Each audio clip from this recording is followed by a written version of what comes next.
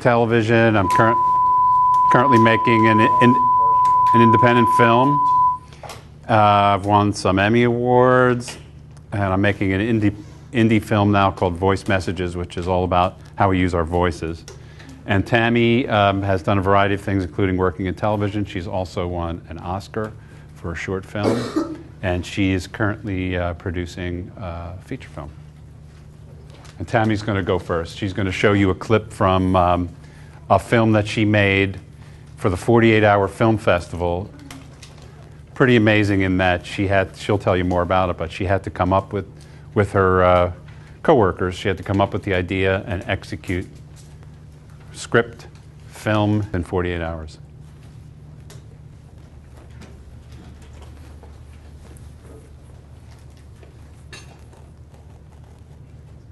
There we go. I'll get the lights. Thanks, Jill.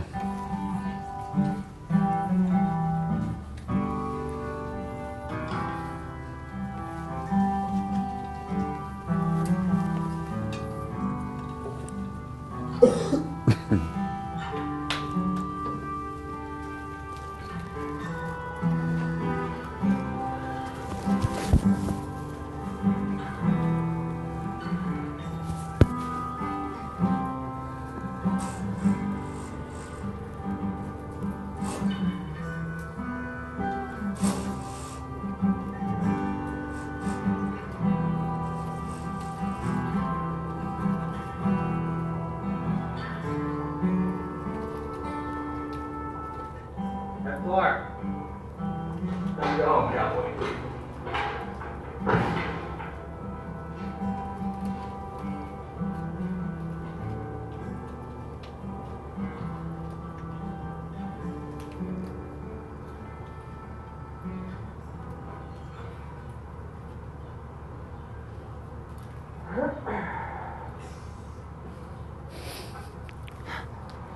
I hope you're proud of yourself.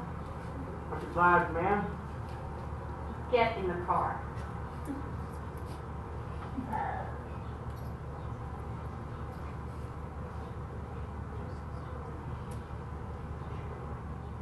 This is getting old.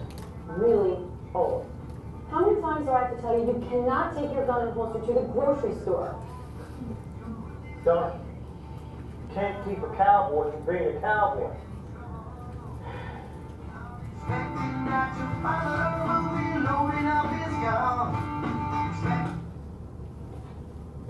We were supposed to be at Ben's baseball game an hour ago. What were we supposed to tell his coach? That his star pitcher is late because he had to go bail Dad out of jail because he was brandishing a toy gun in public? And by the way, you better have gotten the juice boxes. I couldn't make it to that game anyway. You haven't made it to a game all season. Well, I got my reasons for not going now. Stick by. So what if his team is called the Chiefs? I mean, does it really matter? Where I come from, it makes him a traitor. Sorry, son. Here's the thing, Clark. You're not a cowboy. We live in the suburbs. You design online maps for a living. You just don't understand. No one does.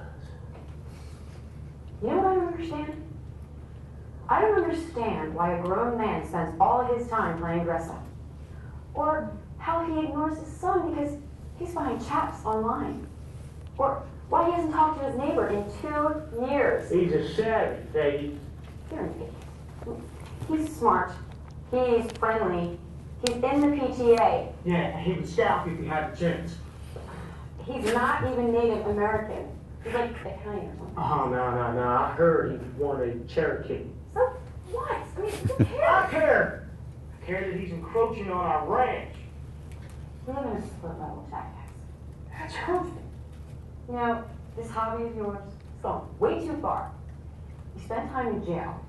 You're spending money for a bridle and saddle for a horse you don't even own. You're ruining your son.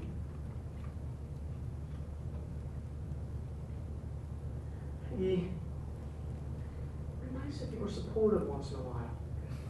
I am supportive. It's just that now it's time to focus on family. Or I'm going to my mother's. I'm taking Ben with me. Fine. Ranch needs tending to anyway.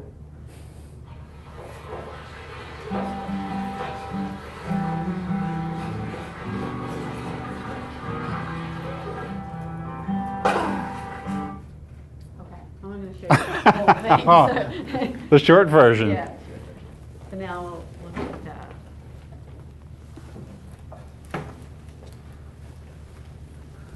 Can we do this by...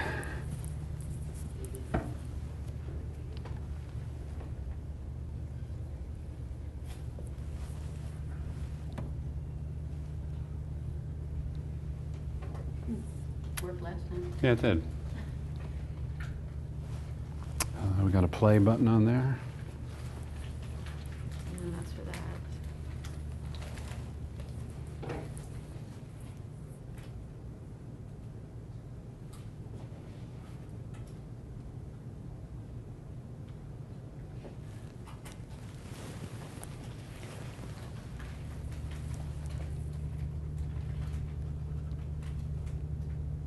I don't know. Who's a smart board expert? Yeah, who's a smartboard expert? Dave? I'll try. Did you guys? Tammy, is that your sister on the phone? Yeah. Does she look Is it like- connected through? Hmm? Is it connected through or not? Yeah, we played it. yeah, we once played it before, last, And all we had to do was, Let's hit play, hit the... It's not as smart like I'm.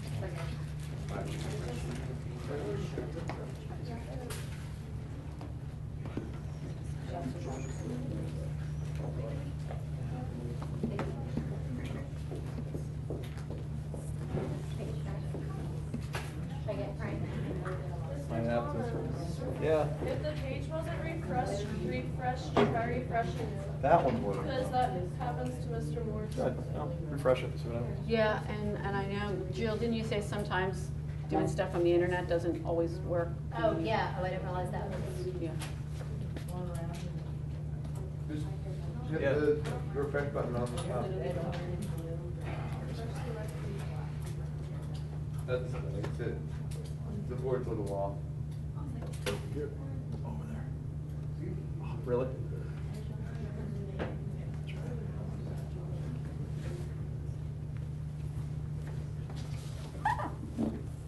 There you go. Excellent. Thank you, buddy. Thank you.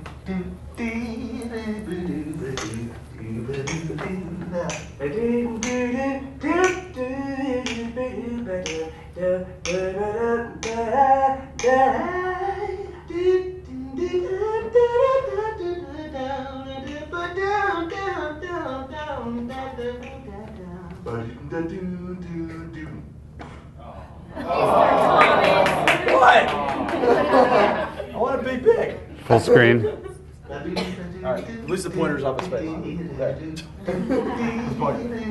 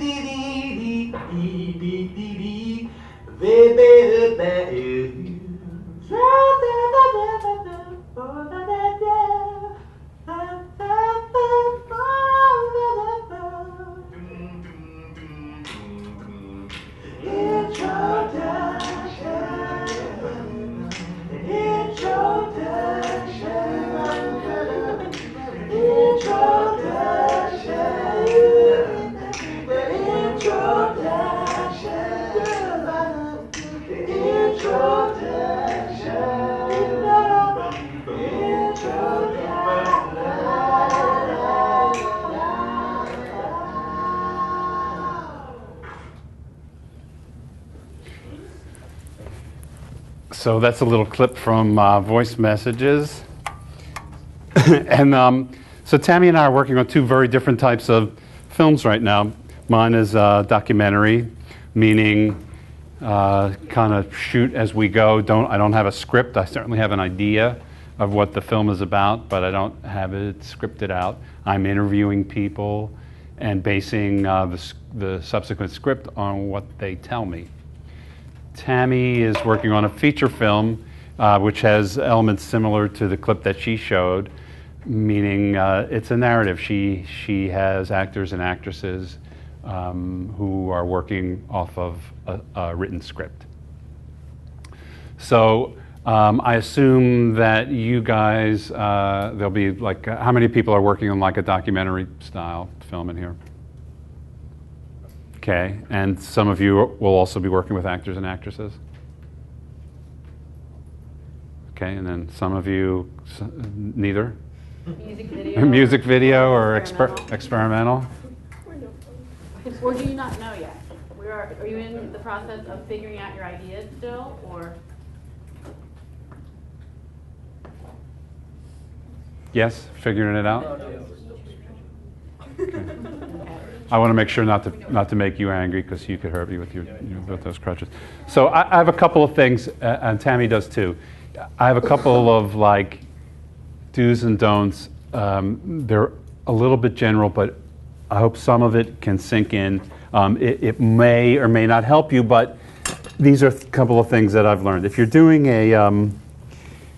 any kind of film, whether it's with actors and actresses or it's documentary style, it's really in your best interest to try to figure out a way to have a beginning, a middle, and an end. You know, I've said this a bunch of times over the years in here, that a lot of films and stories and books have two of the three, but not all three. So you may have this awesome idea about what you're going to do the film about. You may have lots of information that you can provide in the middle of it about what happens, but then there's no ending. And so as a viewer, you're left shrugging your shoulders. I'm sure you've seen plenty of films and television shows that just leave you hanging. They leave you, not purposely, they just haven't been able to come up with an ending. So it's really going to serve your purpose no matter whether your film is 45 seconds long or 10 minutes long, to have it, for storytelling purposes, have those three elements. Try, as a rookie filmmaker, who of you are actually doing the shooting of your own films? So you're going to be the camera operator also. Try to watch your composition in the screen, so that you're not shooting people too far away. You're not shooting super wide shots, so we can't really see them. Make sure you're not cutting anybody's head off. This is basic filmmaking. Cutting anybody's head off or cutting anybody's chin off. Just try to make sure your shots are clean and composed in the screen. And don't be afraid, if you're doing like a documentary style shoot, don't be afraid to shoot close-ups. I teach this class at Drexel, and a lot of the students that shoot stories will keep the person in the screen at a very medium focal length or farther back. It's really kind of cool, especially if you have drama in your story, like something that's happened to the person or people in your story. It's really nice to shoot a close-up. You can see their eyes, you can really feel their facial expression. Don't be afraid to shoot close-ups. If you're using narration and you're writing a script, try to use action, verbs. Try to avoid the to be helper, like is, was, were. Are there any English teachers in the group? Try to avoid those helper words. Like the example that I've used is, let's say the simple sentence, the Liberty Bell rang at midnight. Kind of boring. Supposing you substituted an action verb like chimed, in there, so that you get a real sense of what the word means and what the bell actually did. Try to think of writing action verbs wherever possible. Audio is something that's painfully missing in a lot of rookie films. The audio in your film is as important, maybe even more important than the visual part of your film. So make sure people are properly mic'd. Make sure you're not drowning out dialogue or narration or sound bites with music. You know, if you're going to use music, use it. If you want to use it up full over some video, then if somebody starts to speak, bring the music down and keep it way in the background. The worst thing you want to do is have audio clutter in your story so that music is pounding and someone's speaking and you can barely hear what they're saying. It's a common mistake, and it's usually one of not really understanding the technology. But do your best to keep your audio as clean and pristine as your video. Also, if you're using a narration, if you're doing the narration or you're having someone else narrate your film or you're having someone answer you in an interview, try to slow your language down. So a lot of you young folks speak fast and it doesn't work in narration. Even though the pace of the way I'm speaking now may sound totally deadly boring, at least you can understand every single word that I'm saying because of the pace in which I'm speaking. I'm enunciating every word. I'm taking my time. I'm not in an anxious rush to get to the finish of this sentence. But you can understand me, right? Okay.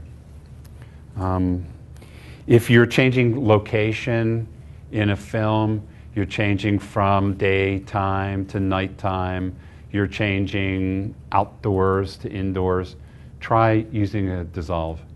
The world is not made up of cuts only. Again, it's like a kind of a rookie filmmaker thing where it's just cut, cut, cut, cut, cut, cut, cut, cut, cut. Sometimes a dissolve will really pay off. Also, how many of you are editing your own stories? Almost everybody, okay. Try to find, it's hard for me to exactly articulate what this means, but you'll know it when you hear it and see it. Try to find a pace for editing. So I've used this example before. In rookie films, a lot there'll be a 1 second shot, a 2 second shot, an 8 second shot, then another 1 second shot, 2 second shot, 8, 9. It's kind of jarring as a viewer if there's no pace to your film. So try to, doesn't mean every shot has to be the same length of time on the screen, but try to find in editing a flow so that your story sounds like it has a pace and a rhythm to it, and it looks like it has a pace and a rhythm to it. And then the last tip, which is like a really basic one that will sound kind of trite and cliche-ish, but could not be more true, is you have to bring energy and effort into your work to make it shine. And it kind of doesn't work out if you're just kind of putting a little bit of time into it. It may be okay, it may not be. Use this opportunity to make something that you're really proud of. And one of the only ways to do that is to really hustle. Give it everything you have. And what Marty said about the editing and the framing and all those things are applicable not just to documentary but to narrative filmmaking as well. And for those of you making a narrative film, there's a lot of other things to think about. So I often start out by saying, try to create a story that you're passionate about, but that's not too big in scope for you to be able to pull off. And the best thing to do is to sometimes write your story around things you know and locations that you have, things that you have access to. So your parents' house, your church, the school, things like that are good for your locations. And sometimes really you can create a story around what you have.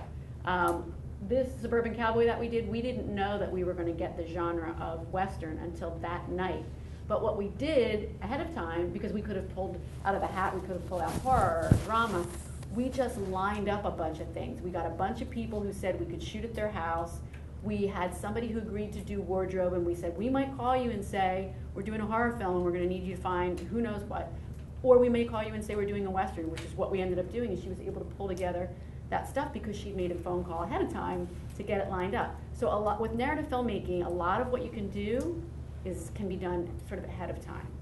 So you wanna start with the script, like Marty said, with a good beginning, middle, and an end. And from that script, you can start thinking visually about what are the shots that you're going to want to get to tell that story, and in what way.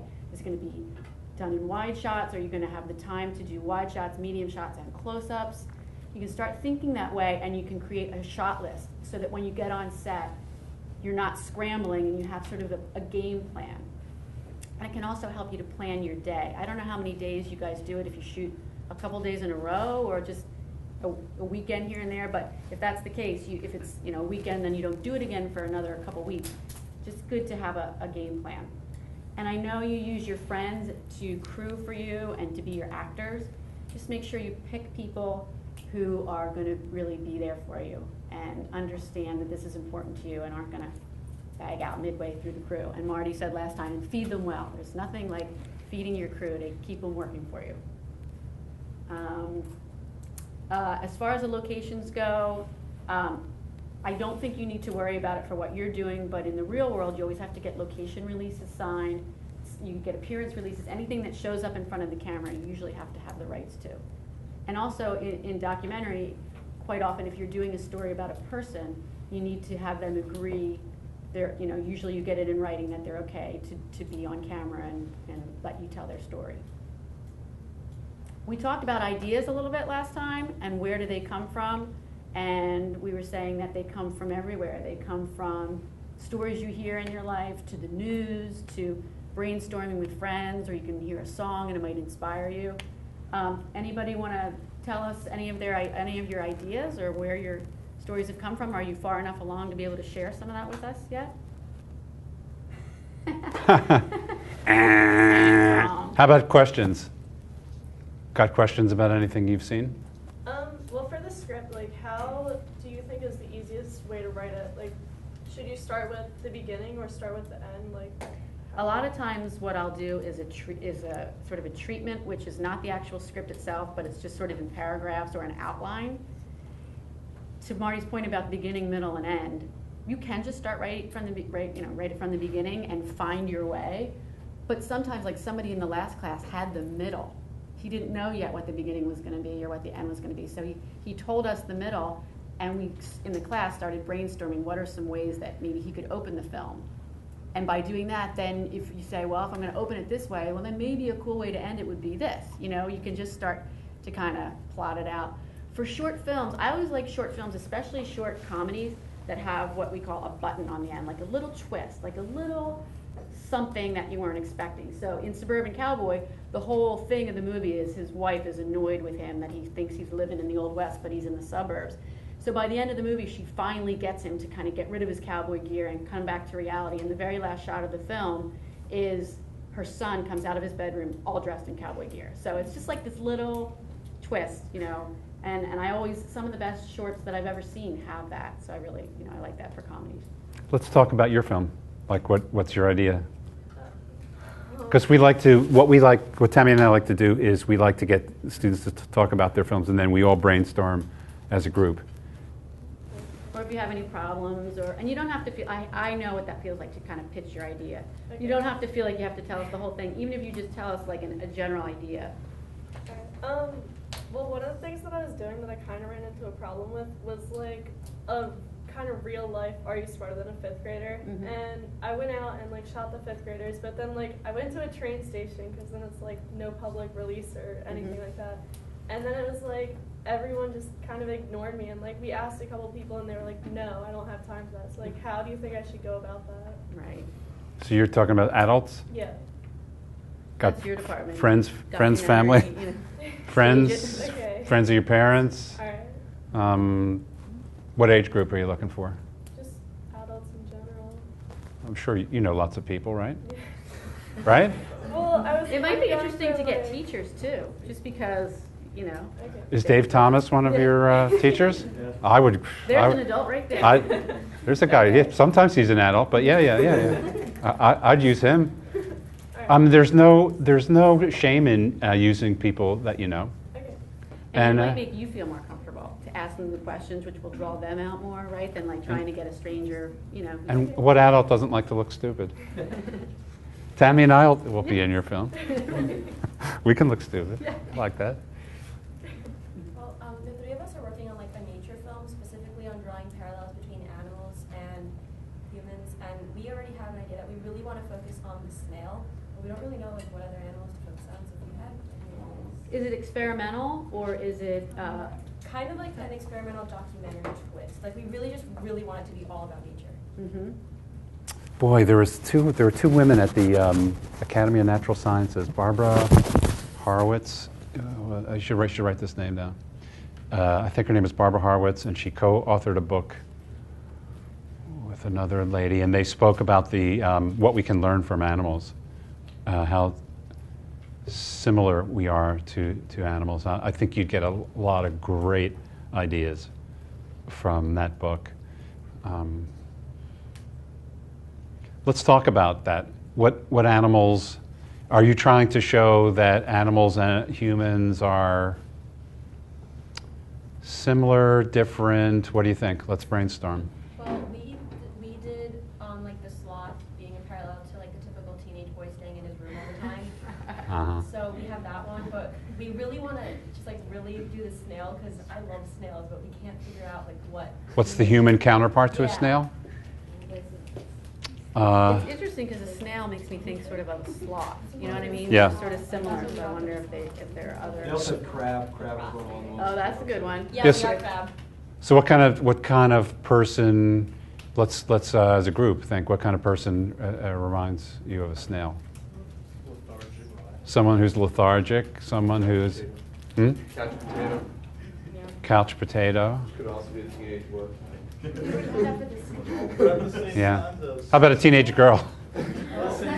You can act A wasp? That guy back here said a wasp. At the snails For a teenage girl. Yeah. Snails are sensitive. they're very sensitive. So yeah, they're slow and they don't. So really yeah, move teenage on girl all works.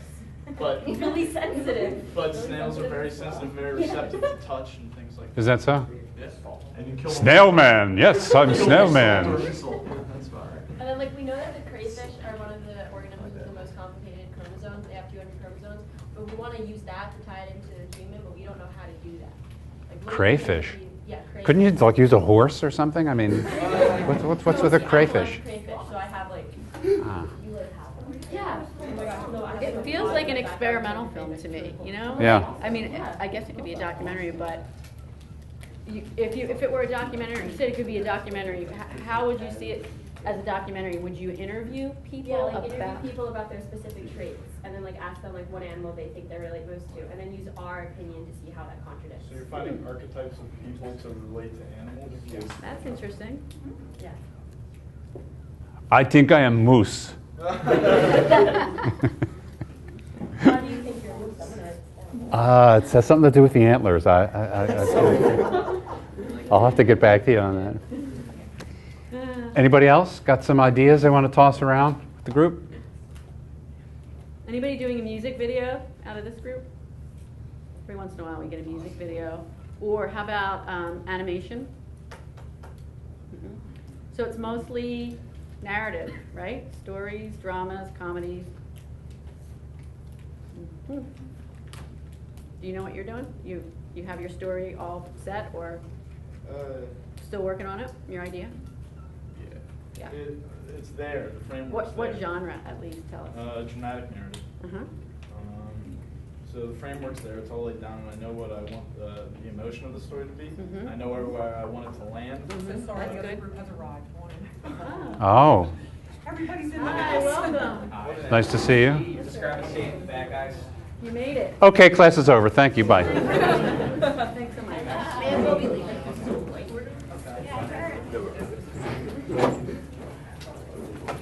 Is this Garnet Valley? Oxford. Oxford. Oh, you guys had to come a long way. The ones that went to So for all you newcomers, I'm Marty Zied. This is Tammy Tiehel. We've been speaking about films that we're making. I'm making a documentary, and Tammy's making a narrative film. And we showed clips. I showed a clip from my documentary, Voice Messages, all about the human voice. Tammy showed a clip from the 48-hour film festival that she worked on, in which she and her coworkers plunged into making a short film over a 48-hour period, which is just a terrific film. I've won some Emmy Awards. Tammy has won an Oscar.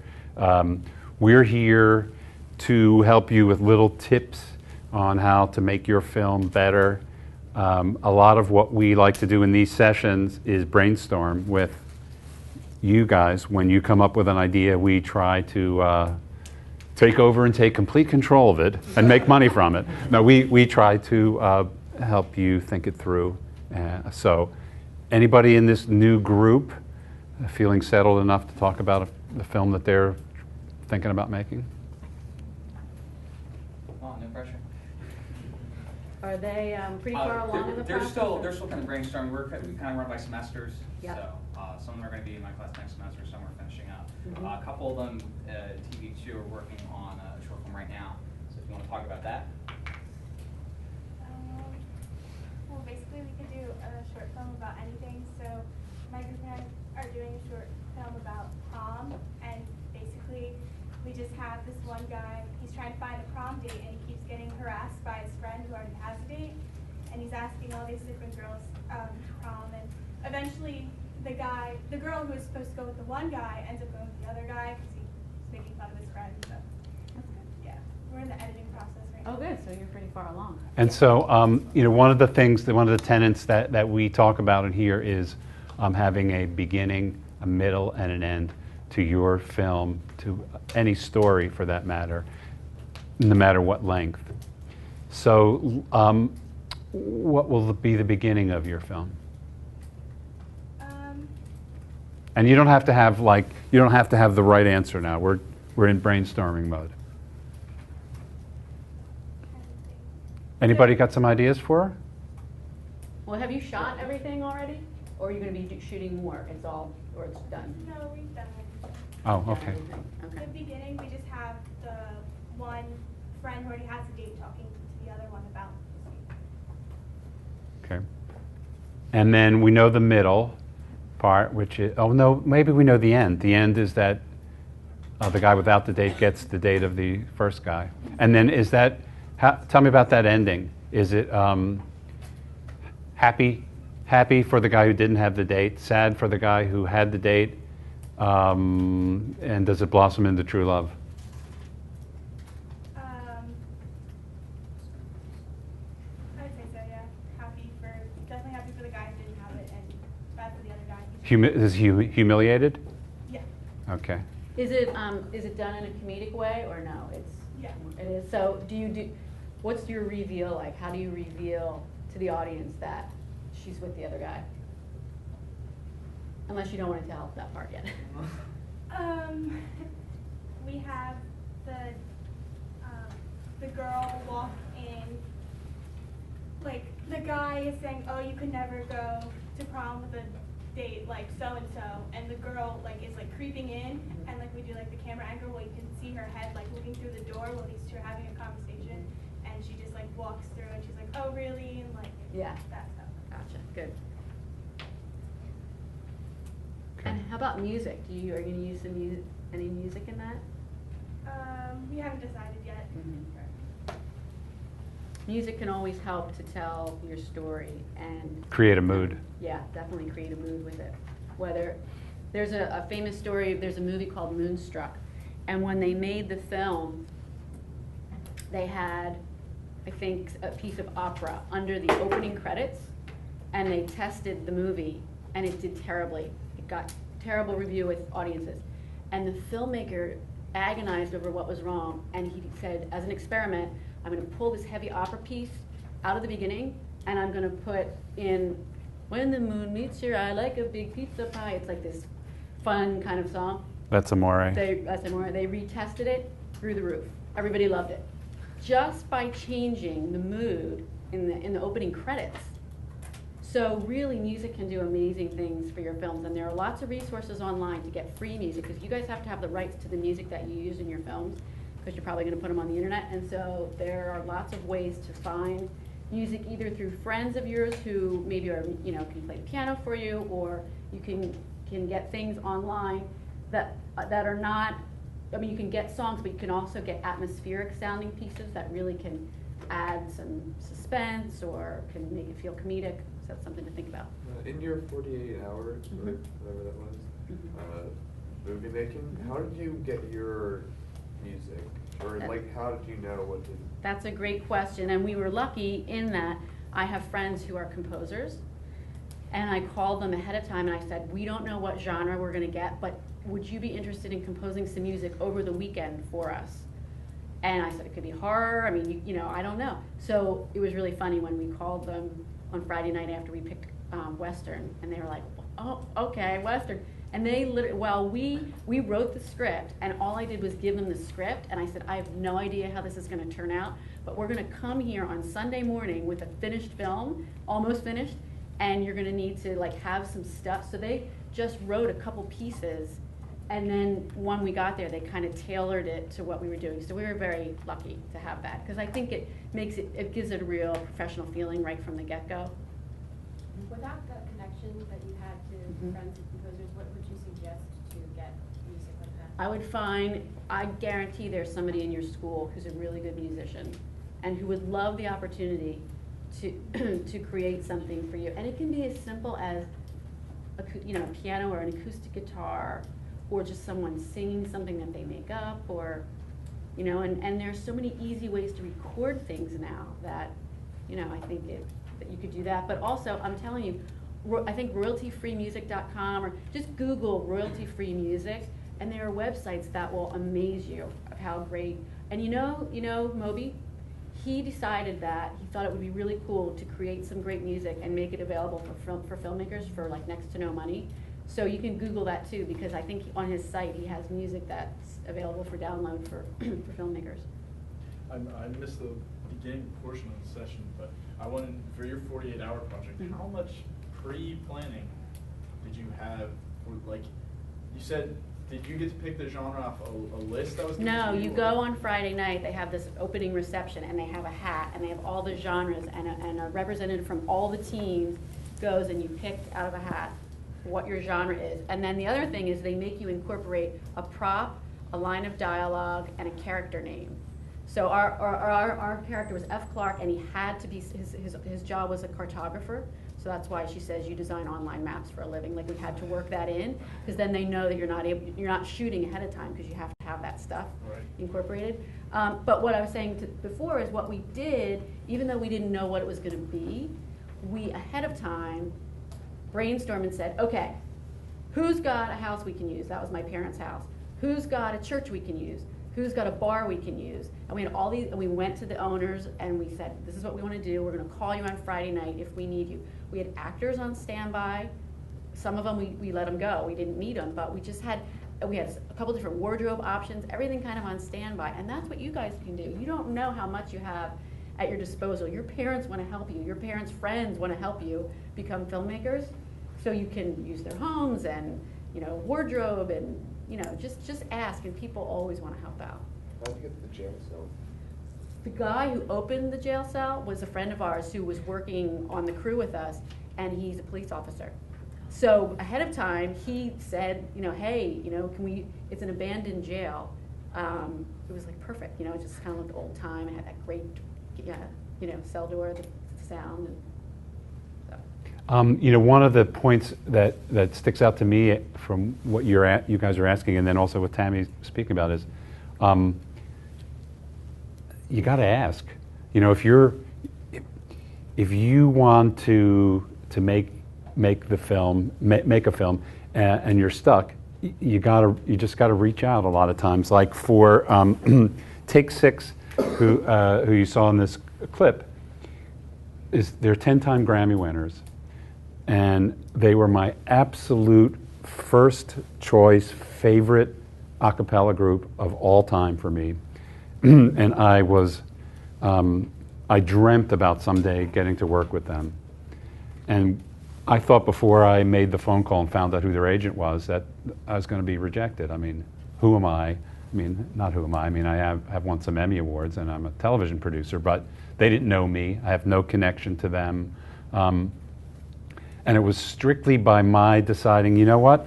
I'm just going to present myself as who I am, enthusiastic, love them. Here's what the movie's about. And they said yes, just like that. Didn't ask for a penny in return. Then the next thing was, where were they going to be performing that I could shoot? And this was the venerable Blue Note Jazz Club in New York. And I called the Blue Note and said, I'd like to bring a crew in, to shoot this. And they said, well, as long as you don't make a recording and sell it, fine. They didn't charge a penny. So sometimes, if you're enthusiastic and you have the energy and the juice and you really want to do stuff, people want to help you. But it's got to come from inside of you. You got to ask, or else you don't get. So that goes back to your point about, just ask. Seek and you shall receive. Plus everybody thinks filmmaking is cool, and so they want to help. They're happy to, get involved. I think you'll find that to be true. Anybody got a good Dave Thomas story?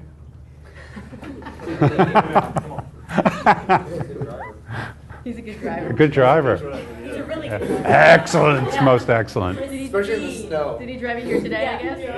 Yeah.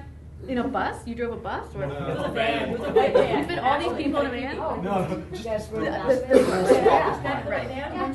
Our teacher drove us in the back of a white van. So just so you know, even though I kid because I love, Dave is one of our favorite guys. Yeah. Barney and I actually worked together. I didn't know that before the first project, but we have old TV stories together. He was working for what, 60 minutes? 48 hours. 48 hours, and I was working for a local station. We covered the same murder. And it was funny because mine ended up going to the NBC affiliate, and his ended up making the network as well. So we were working on the same murder case at the same time. He showed his demo reel the first year. I'm like, oh yeah, I know that one. Oh my gosh, that's crazy. Isn't it crazy? Yeah, that was in Williamsport, Yep. Williamsport, Pennsylvania. Central PA. Do you have any Mr. Thomas stories? None that I can tell. Right. Thank you, Barney. See me later. No. Please don't. So, an idea just kind of came to me. Have you ever seen the movie Eternal Sunshine of the Spotless Mind? Yes.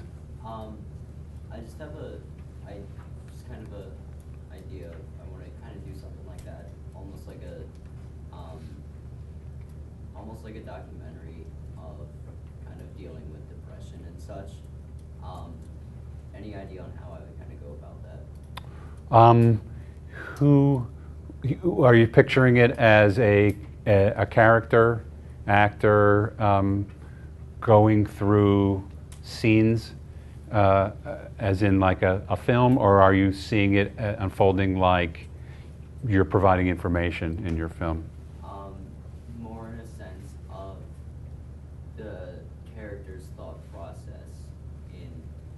in more or less coping, but at the same time, like, there's no actual dialogue. It's all narrative, in a sense, like someone's narrating. And is it his thoughts? Yeah, like a voiceover. So like In a inner sense, like his dialogue? thoughts. Like inner dialogue. Yeah. That might be really interesting. I think that's a super neat idea. I would challenge you, as probably Tammy would, to come up with some kind of a nugget of either a payoff or some situation that needs to be resolved by this character, or some situation that the character finds him or herself in. I think he's getting at the beginning, middle, and end part. I mean, it's one thing to just hear the inner rambling sort of somebody who's depressed. That could be interesting, but it may be more interesting if there's something that's set up and then resolved by the end, to kind of pull you through the story. Unless it's more experimental in nature, and it is just sort of images and these thoughts. You said documentary, though, so by documentary, do you mean you want to, I think you said, like, do you want to teach people about depression and what that's like, or? Well, now that I think about it more, documentary wouldn't be the right word for it. It would probably be more either a narrative or an experimental. Yeah. Because in my head, I was just kind of thinking about it, having kind of like what happens in Eternal Sunshine of the Spotless Mind, where you have Jim Carrey's character just kind of going, and you just hear his thoughts. Like, he talks very little in the movie, but you just hear a lot of his thinking. Yeah. And that's kind of what I was. So I think you need to set up some kind of situation for that character to be in order for him to express his thoughts. Here's something to think about, is that what I like about what you're saying about the voiceover is so many people are depressed and they keep it to themselves, and everyone around them has no idea what's going on in there, which is why I think it's so interesting that you might choose to do it as his or her thoughts through voiceover. So maybe a situation, you show them in a situation, a couple different situations or something, or I don't know, brainstorming. Yeah, one thing that actually clicked for me, I don't know if this helps you, but I'm just throwing it out there, stream of consciousness. I just heard an interview with an author, his last name is Stossel, on Fresh Air, NPR, and this guy had written a book about anxiety and his journey through anxiety, and he's like a high-functioning, anxious / depressed person who's the editor of Atlantic Monthly magazine. So he's super high functioning. But Terry Gross, the interviewer, asked him, you've written this book, kind of revealing that you yourself have all these phobias and have gone through life with a ton of anxiety. Was it difficult for you in your workplace to reveal so much of your inner life?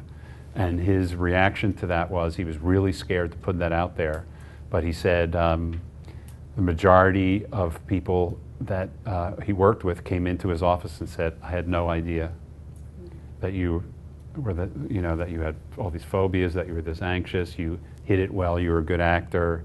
They didn't mean actor like phony, they just meant you kept it very well hidden. He said a bunch of people came in and hugged him, he said, which was a little uncomfortable, but he had a lot of unusual reactions to his revealing himself. Don't know if that gives you anything to think about, but I found it very interesting. Who else?